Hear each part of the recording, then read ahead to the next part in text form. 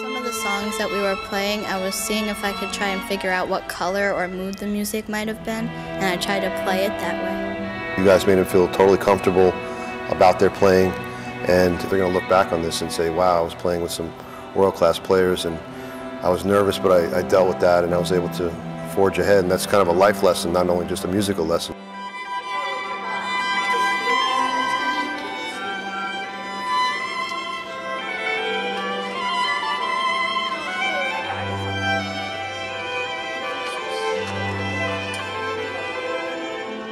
The Albany Chamber Music Initiative came out of the idea that chamber music is really an ideal setting for teaching the skills that it takes to make chamber music. Skills such as shared leadership and collaboration, teamwork, conflict resolution, and we brought this project not only to the high school, but also to the middle school and also the elementary school, so to all three levels.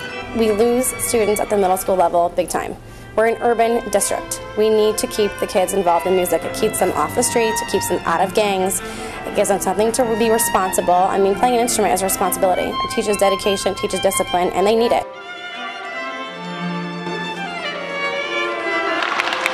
Welcome everybody. Welcome back. This is our third time back. You guys remember who we are? Yeah! Chamber players. Do you remember our name? Anybody remember? The Walden Chamber Players. Awesome!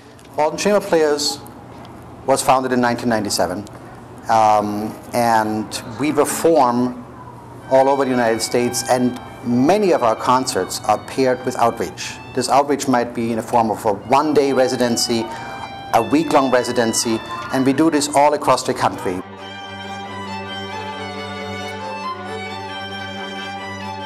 They're all still like in sync.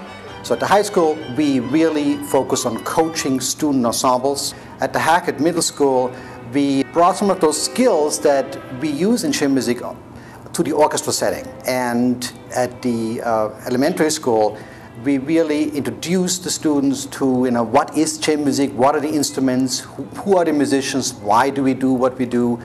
So many of those students, especially at the high school level, they just want to fade into the crowd, And I think for them to be drawn out of that crowd is important. And maybe it was uncomfortable for them at first, I could see that. But I could also see that as the residency went along, that shifted from this uncomfortable feeling to a great sense of ownership and pride. I think one of our goals is not to come in and say, here's a program that we've created and this is the only way it can be, and these are the kind of kids we want involved, and this is the way we want to run. We come in and we say, what are you trying to get out of your kids that you're not getting? It's very different than playing with an orchestra because you have to really know your part, and it's really like all about you standing on your own, but also with the group at the same time.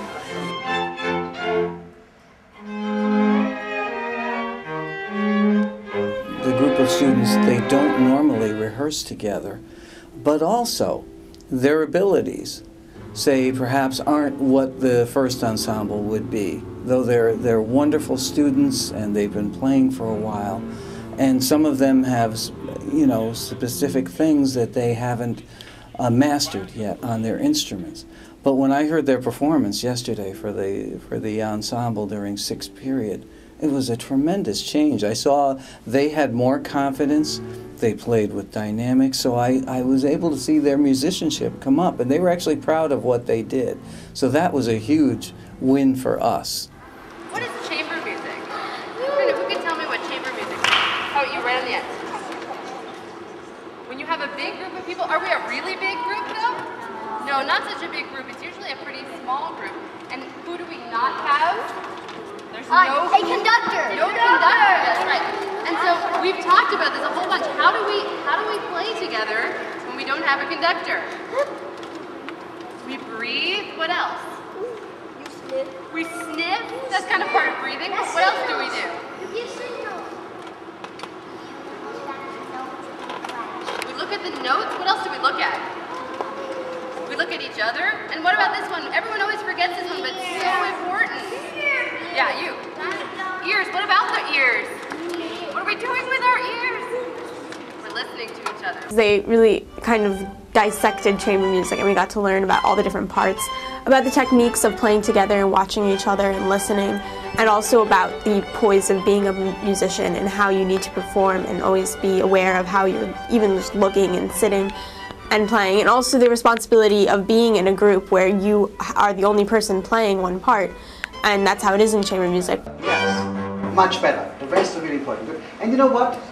Whenever you play, whether it's in this classroom or whether it's in the concert, remember, music is a process. You know, what I mean with that is that it's all a learning experience. And even for us who have done this for many years, it's still a learning experience. Here, to me, I will always stress to students, I want you to be confident. This helps build that confidence.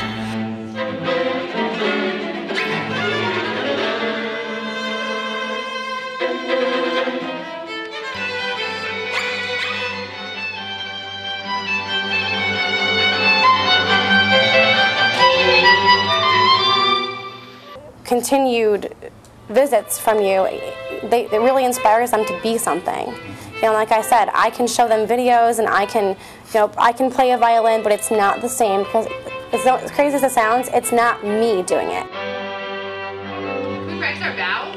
Yes, let's practice our bow. So we're done? Now we face the audience. We face the audience, that's right. And then we bow. Then we bow, that's right.